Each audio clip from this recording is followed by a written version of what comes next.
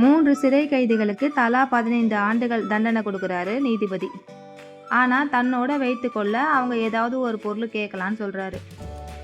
ஆள் சொல்கிறாரு, எனக்கு 500 புத்தகங்கள் வேணும் அப்படின்னு. 2வது ஆள் சொல்கிறாரு, எனக்கு உடற்பயிற்சி செய்யறதுக்கு தேவையான உபகரணம்லாம் வேணும் அப்படின்னு. 3வது ஆள் சொல்கிறாரு, எனக்கு 1,00,000 சிகரெட்ஸ் வேணும் அப்படின்னு. அவங்க விருப்பப்படி எல்லாம் கொடுத்து அனுப்புகிறாங்க. 15 வருஷம் கழித்து 3 பேரும் விடுதலை ஆகிறாங்க. ஆள் சொல்கிறாரு, நான் நிறைய தெரிஞ்சுக்கிட்டேன், அதனால் ஒரு லைப்ரரி வைப்பேன் அப்படின்னு. 2வது ஆள் சொல்கிறாரு, நான் என்னோட உடம்பை நல்லா வலுவாக்கிக்கிட்டேன், அதனால் ஜிம் வைப்பேன் அப்படின்னு. 3வது ஆள் என்ன சொல்கிறாரு தெரியுமா? நான் சிகரெட் பிடிக்கிறதையே விட்டுட்டேன் அப்படின்னு. எல்லாருக்கும் ஆச்சரியம்.